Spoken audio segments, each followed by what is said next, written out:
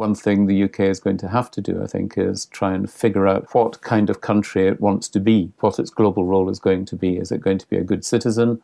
Is it going to be friends with its neighbours? But I think it also wants to be seen as an influential country in the world.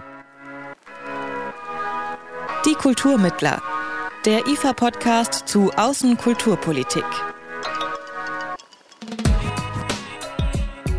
Hello and welcome to the first episode of IFA's podcast, Die Kulturmittler, in 2021, and also to the very first episode in English.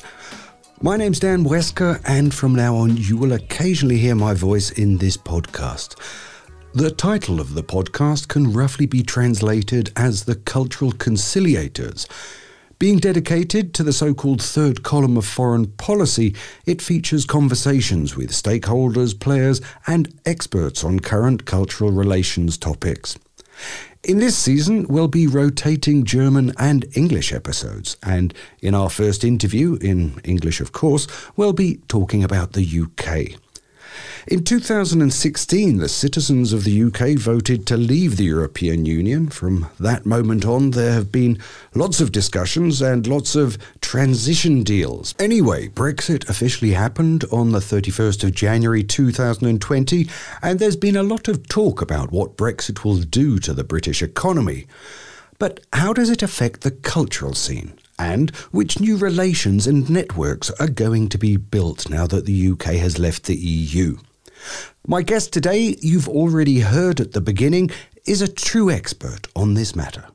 My name is Stuart MacDonald. Today I'm a consultant based in London working on international cultural relations, which includes a whole range of topics, themes, countries, but one of the major areas that I've been involved in over the last few years has been thinking about the future of international cultural relations in Europe and the future of how the UK is going to take its work forward in that area going forward after Brexit.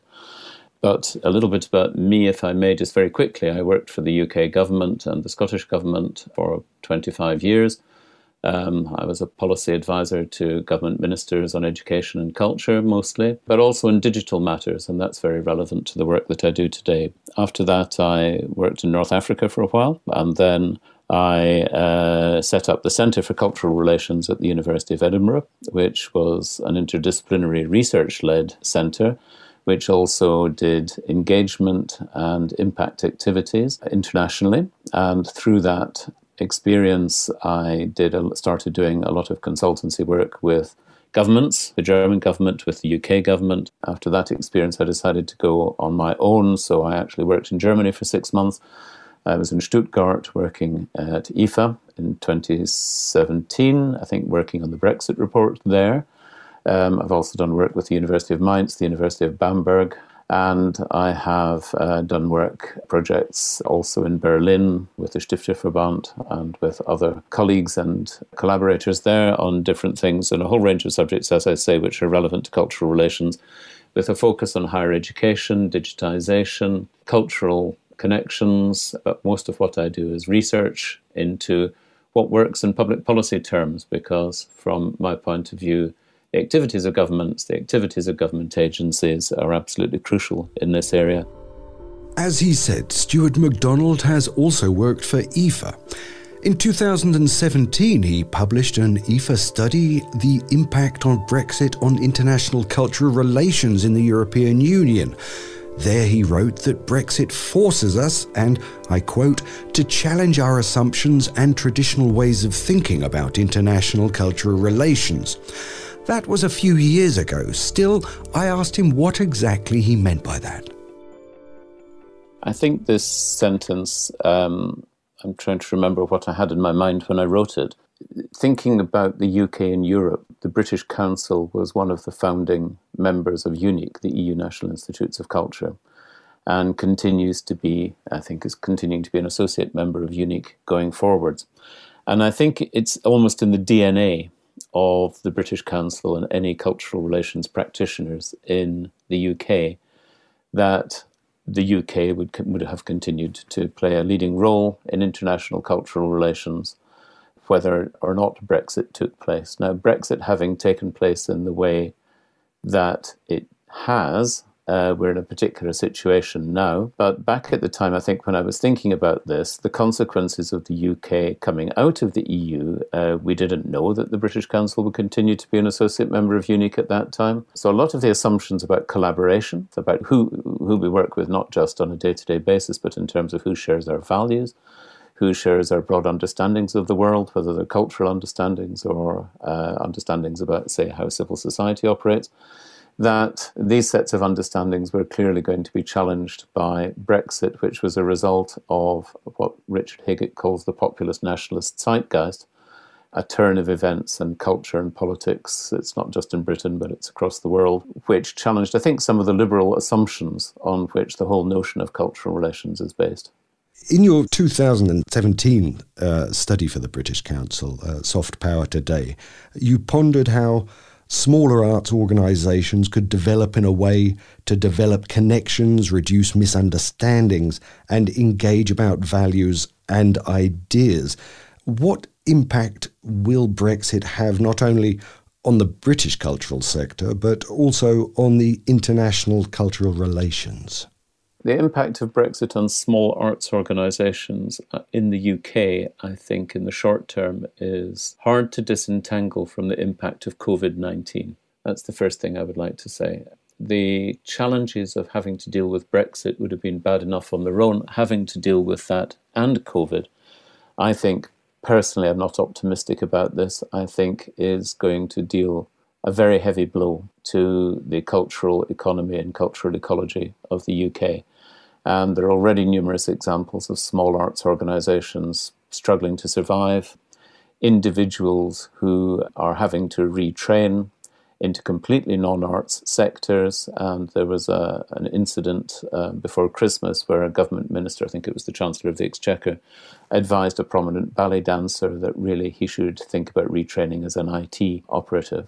Yes, that made lots of headlines, that one. It did, yes. But what he was saying was indicative, I think, of an attitude amongst a certain section of, not necessarily the government, but a certain view in society that arts organisations, which were struggling to survive financially anyway, following the financial crash, had probably been dealt a body blow by COVID-19. Because I think it was in the context of COVID that remark was made rather than in the context of Brexit. But certainly in terms of the context of Brexit, I'm not sure that Brexit as such is really going to have such an impact on small arts organisations.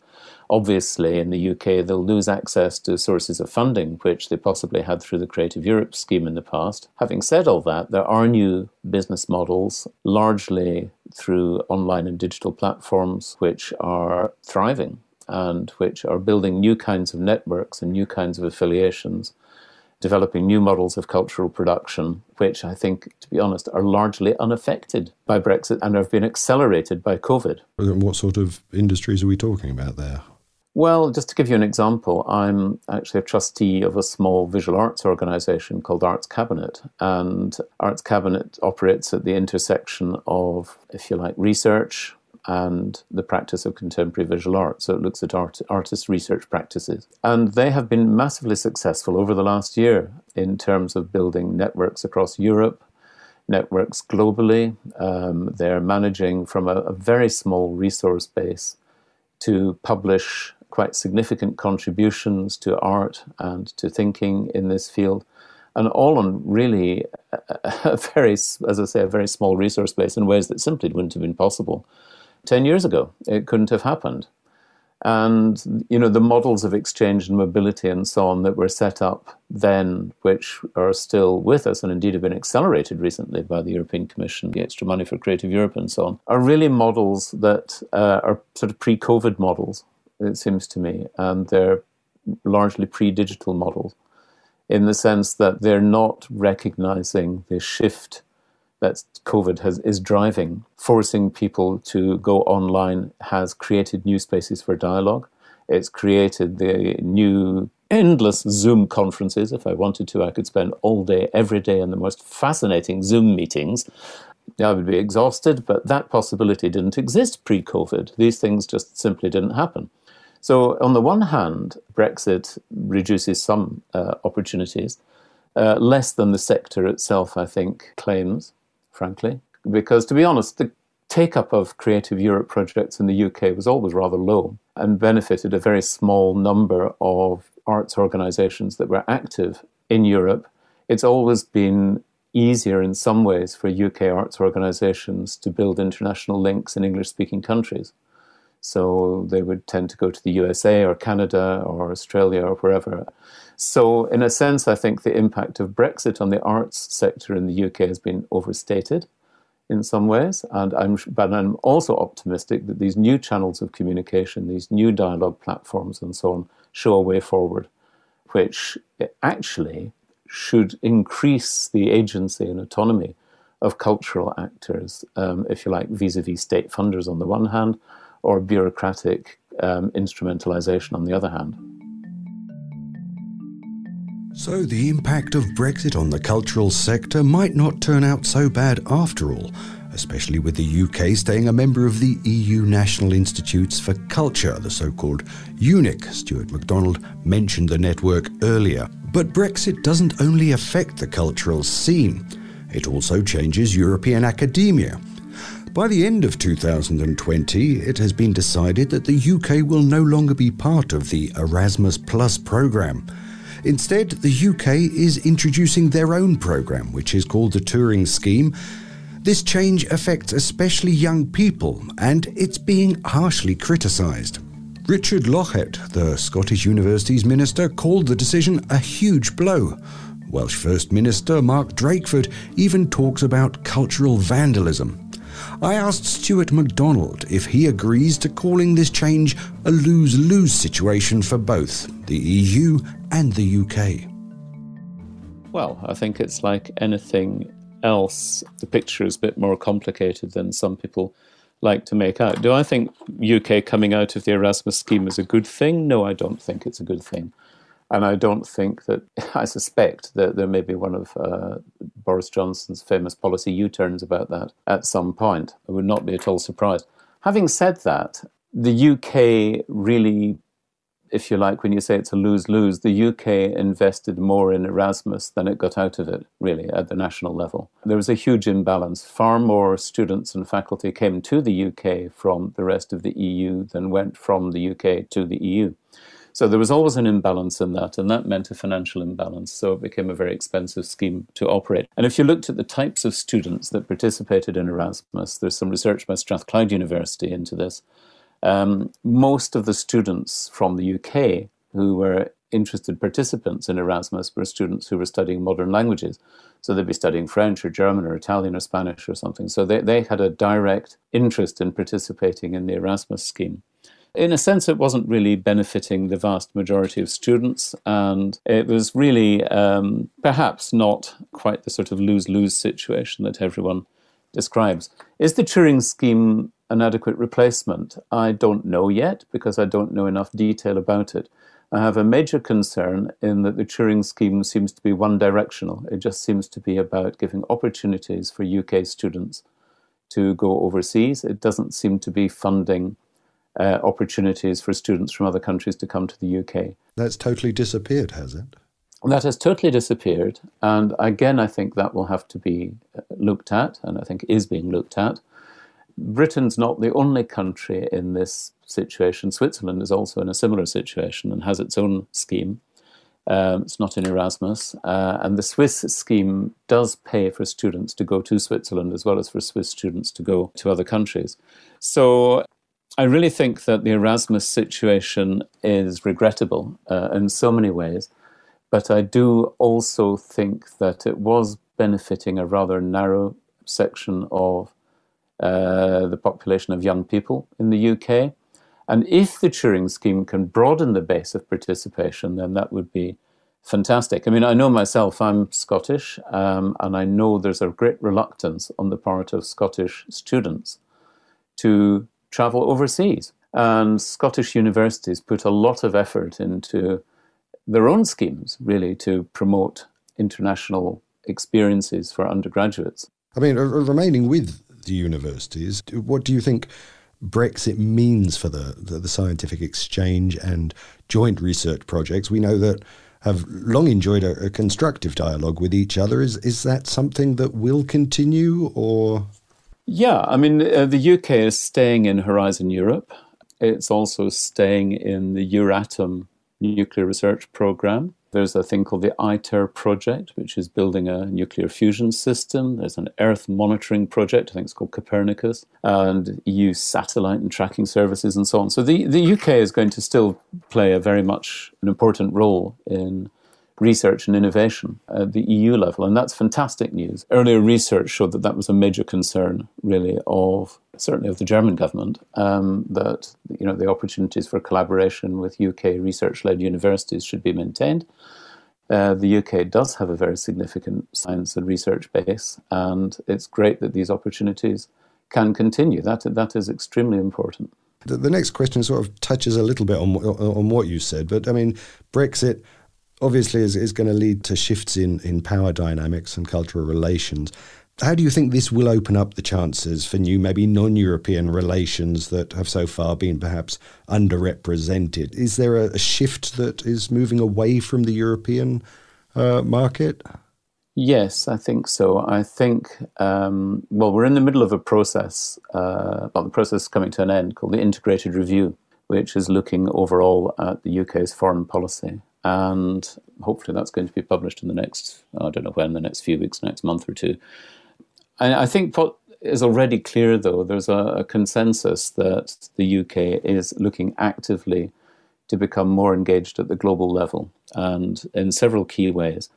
One of them is by joining with other countries in trade agreements on its own account, which of course it couldn't do when it was part of the EU. So specifically, the UK is becoming a candidate to join the CPTPP, the Comprehensive Progressive Agreement for Trans-Pacific Partnership, as it's called. That's 11 countries around the Pacific Rim, and perhaps now Joe Biden is being inaugurated. Perhaps the USA will join that. I know the UK is also looking at using the G7 presidency in 2021, and has already proposed extending the G7 to, I think they call it a D10, with other countries, using that as a way to cement ties with like-minded states, possibly running up to Biden's Summit for Democracy, which I think is happening later in the year. The UK is opening up again to other countries which it sees as regionally important, democratic countries that are in the G20. So countries like Indonesia, Mexico, South Africa, and some former Commonwealth countries. I just wanted to ask about the Commonwealth. Is there going to be a noticeable increase there with Commonwealth countries? It's hard to say because the politics of the Commonwealth are quite complicated. But certainly there are some countries which have got very dynamic economies in the Commonwealth, and I suspect that what we're seeing is a British foreign policy that's going to be more centred on British interests, particularly in relation to the economy. So countries like Ghana, Malaysia, Nigeria, Rwanda, Tanzania, countries like that are growing quite fast would be of interest. Whether the rest of the Commonwealth would be involved in the same way, I couldn't say. I just don't know. I'm sorry. I wish I did. I don't see personally that becoming, the Commonwealth as such, becoming a major source of interest for UK foreign policy. But I think obviously the UK will continue to develop good relations with all of the Commonwealth countries, including countries like Canada, of course, and Australia, where you can certainly see noticeable increases in activity and a new willingness, I think, to engage with India and countries east of India. So there are also other countries that I know are on the list, which have market potential, and I think, I don't need to give you a list of those, but they're not Commonwealth countries necessarily, but there are other states around the world. Now, what all this means in practice in, the big picture of the UK's foreign policy is more than I can say at the moment, but I suspect that yes, there will be more of an overt approach to some of these countries. It's not to say that these links haven't existed while the UK was in the EU, of course they have, but it's just that the UK, through mechanisms like trade deals, can raise its profile with these countries and can be seen to be engaging with them more actively. And I think, to be honest, what you're going to see more is a question of what the UK's sort of soft power and cultural relations is going to look like in the future. And we have some indications that the UK is going to be focusing more on questions like support for democracy, working with other countries which the UK sees itself as having common values with. So these would be EU countries, working with them to promote the SDGs and in relation to topics like climate change, and possibly trying to take a more global role in bodies like the United Nations or, groupings of countries around specific issues. We'll see how it all goes, but that's my guess. So yes, I think in a sense there will be a more expansive global focus. But of course, the big problem is going to be resources and focus. You can't be everywhere doing everything all at once. And one thing the UK is going to have to do, I think, is try and figure out what kind of country it wants to be globally, what its global role is going to be. Is it going to be a good citizen? Is it going to be friends with its neighbours? I think the indications are that it does want to do both of these things. But I think it also wants to be seen as an influential country in the world, as a member of the Security Council, a major member of NATO. So I think there are other multilateral organisations as well as the EU that the UK will be very active with. Okay, because, in many senses, Brexit has been associated with anti-immigration and more introspective and reactionary. But by the way you're talking, it sounds like it's actually going to grow rather than constrict itself. Brexit gives Britain the opportunity to nation brand a 21st century Britain. And with those characteristics that we know, what would the solid new nation brand look like? Is there a way to still build a positive nation brand from all of this? Well, there possibly is. I think there are a lot of domestic challenges. And if there's one thing that I'm increasingly aware of in the work that I do, it's that how you're seen internationally reflects how you are at home. We all live in a digital goldfish bowl these days. Everyone can see what you do. So what happens at home really is what drives how you're seen abroad and how effective you can be internationally. And I think there are lots of challenges for Britain. I think that domestically in the UK, there are many issues ranging from inequalities through constitutional issues. One of the big political events in the UK inevitably this year is going to be elections to the Scottish Parliament in May. And if the Nationalists win a big majority there, then the pressure for Scottish independence will definitely grow. And that gives a real headache to any UK government that's trying to present a unified image of the UK overseas. And then there's the question of Northern Ireland, because Northern Ireland is still part of the EU trading area. So there are different rules in Northern Ireland. There's a border now between Northern Ireland and the rest of the UK, at least in trade. And that can be mitigated in some ways, but the long-term consequences of that are going to be very interesting. And of course, within England itself, which is the UK is very asymmetrical. England is much, much bigger and more populous than Scotland, Wales and Northern Ireland. But within England, there are many issues to be resolved that people have been talking about for my whole lifetime without success. And indeed, in my past, I used to work on regional economic policy in England. I lived through the 2004 referendum in the northeast of England for devolution from London, which was rejected. People don't know what they want. They don't know whether they want more devolution within England or whether they want an English parliament to make English laws, whether the UK should become some kind of federation, therefore, or what's going to happen. I think the global image of Britain, certainly to global activity, absolutely. Commitment to global challenges, absolutely. But also, I think there are many domestic issues which are going to impact on that. One of the founding ideas of the EU was the vision of a so-called pan-European identity. This term even has its own Wikipedia page, and it's really a very strong concept, which has also been the basis for many political discussions on the EU level. Now Brexit has often been interpreted as an expression of increasing nationalism or Euroscepticism, or even as a sign for the EU falling apart with all its values. So if one country just decides to leave this vision of unity behind, what does that tell us about the European identity? And what impact will Brexit have on it?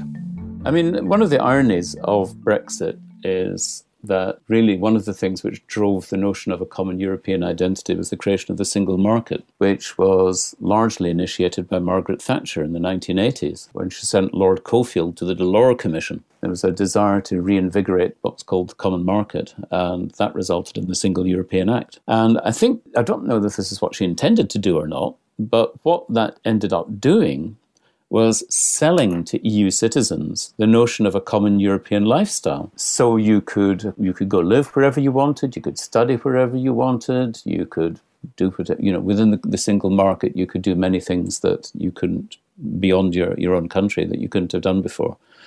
And I think that notion of there being a common European lifestyle kind of underpins this notion of a common European identity and gave an impetus to it. The Commission did a study on what the common European identity consisted of back in 2012, and I think it's worth quoting today because I think it was a very good study, because I think it highlights some of the issues. These are issues in the EU rather than in the UK at the moment, but they're all relevant to Brexit. And one of them was the notion that people would identify with Europe. They would see themselves as European. And to some extent, I think that's come about. But I think that what the research I've read suggests is that some people see their primary identity as European, but they're more likely to do so in relation to specific contexts. So in the case of Brexit, there was a clear mismatch between the Europeanness of, say, the arts and cultural sector compared to the sense of the lack of Europeanness of the people who voted for Brexit. And there was a clear divide there in terms of how people saw themselves in identity terms. That split is a kind of culture wars split almost in the UK. And that split is going to be very, very hard to reconcile. It's going to be with us for a long time. And I was actually going to shift to the European side of that. I mean, we speak a little bit about England there and the effects. Do you think the European Union is going to suffer? Is there going to be a loss there in losing such a close partner? Is difficult to say because well, I think I've always noted a certain reluctance there. But is England going to be missed? I don't know, to be honest. I suspect that the European Union has got other issues to think about. And Brexit has been kind of done. It's kind of over, almost. And there's certainly an eagerness here in the UK to move on from Brexit and to think about a future good relationship with the EU. I mean, the UK isn't going anywhere physically. It's still going to be here.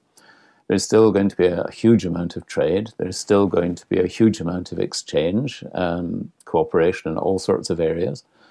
It's just that the UK won't be participating in the European Council or the European Commission. Now, whether that impacts on the rest of the EU, I honestly don't know. One thing it does undoubtedly do, Brexit is a complete failure, and the economy in the UK deteriorates rapidly, and the UK breaks up and goodness knows what. I think that could be a major disincentive to other exit-minded people in the EU, in other EU countries.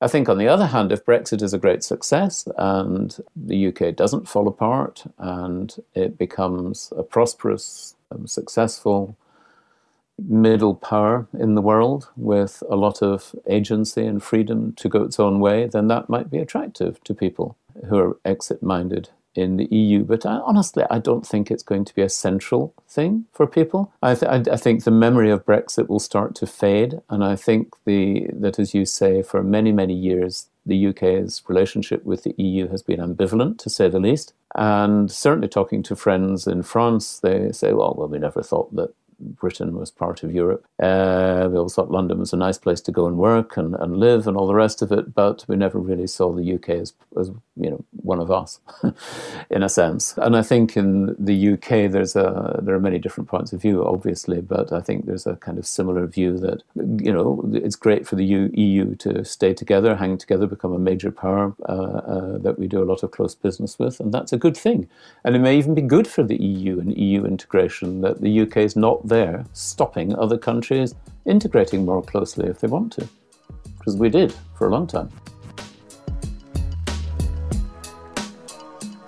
Brexit is certainly provoking a lot of change, and it's still not that easy to forecast all the implications. At the same time, some of the consequences might not even be measurable in hindsight because of COVID-19, which has changed our lives profoundly. Anyway, as Stuart MacDonald explains, what follows Brexit doesn't necessarily have to be for the worse. And we are learning now how new technologies provide the basis for a broad cultural network that can easily cross nation borders. Next month, in the upcoming episode of Die Kulturmittler, Lara-Lena Gödde will host this podcast in German. This year marks 50 years of IFA coordinating the national contribution of the Federal Republic of Germany at the exhibition in Venice. That's why with our next guest, we'll be talking about the German pavilion at the Biennale di Venezia. My name's Dan Wesker. Thanks for listening and take care. Die Kulturmittler, der IFA-Podcast zu Außenkulturpolitik.